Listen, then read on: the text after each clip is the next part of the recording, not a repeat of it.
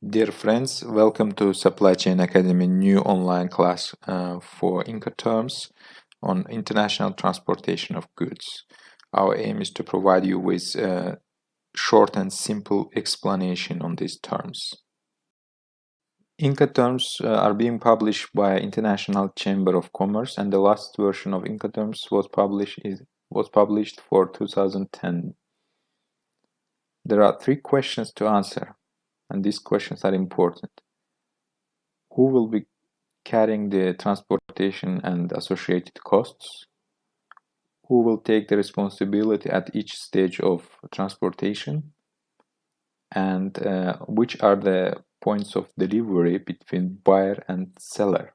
So there are 4 types of Incoterms: E, F, C, and D terms, and we're going to cover each of them separately.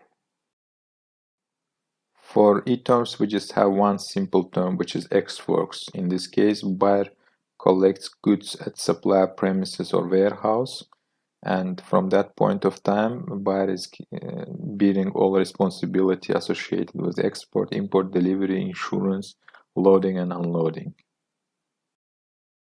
First one from F terms is FCF, free carrier. In this case, seller clears goods for export, delivers them to a certain destination where there is a handover to buyer, which in this case takes the further responsibility for delivery and all associated risks. The second F term is FAS, fleeing alongside ship.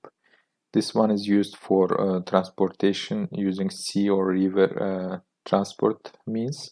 So in this case, the seller is transporting goods to certain port where the handover process is being realized, and the buyer should load goods to the ship and perform the further transportation.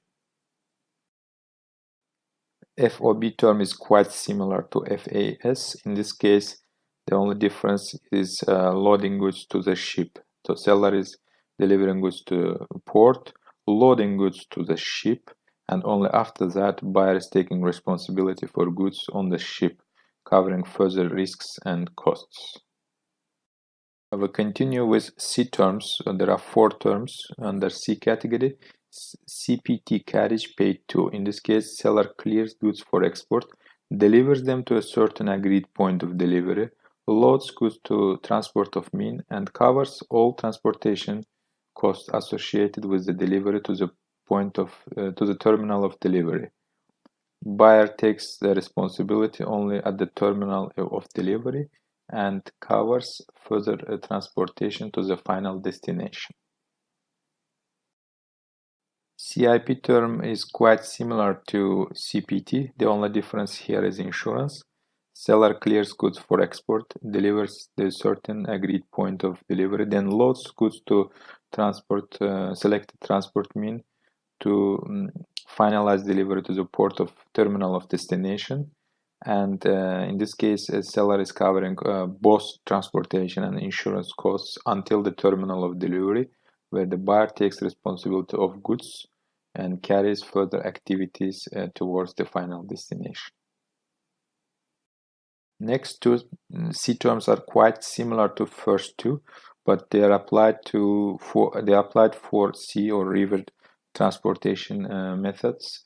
So in case of CFR, cost and freight, seller clears goods for export, delivers them to certain port. In this case, loads to ship, covers sea freight costs and handling costs at the terminal of delivery. Buyer takes responsibility of goods only at the terminal of delivery and performs further actions. CIF term, cost, insurance and freight, is the CFR term with insurance included. In this case, seller clears goods again, transports to certain port, loads to ship, covers all sea freight expenses, transport expenses, plus insurance costs and handling costs at terminal of delivery. Buyer takes responsibility of goods at the terminal of delivery and performs further actions towards the final destination. we are done with C terms, and now we continue with D terms. There are three types of D terms. First one is DAT, deliver at terminal. Seller clears goods for export, delivers them to a certain terminal of destination, which is close to the final destination. Covers unloading charges at the terminal. Buyer only after that takes the responsibility of unloaded goods and realizes delivery to final place, performing import procedures and paying for import duties and charges. D term, delivery at place. In this case, seller clears goods for export, delivers goods to the final destination, and only after that, buyer takes the responsibility of unloading goods and covering import duties and charges. The last one from D terms is DDP, delivery duty paid. In this case, seller covers all expenses and takes all responsibility and risks associated with export, import, delivery, insurance, loading and unloading of goods until the goods are handed over at the premises of buyer. In this case, buyer doesn't take any responsibility or cost associated with delivery. In summary, we have covered today 4 types of Incoterms, which are essential for regulating international transport of goods.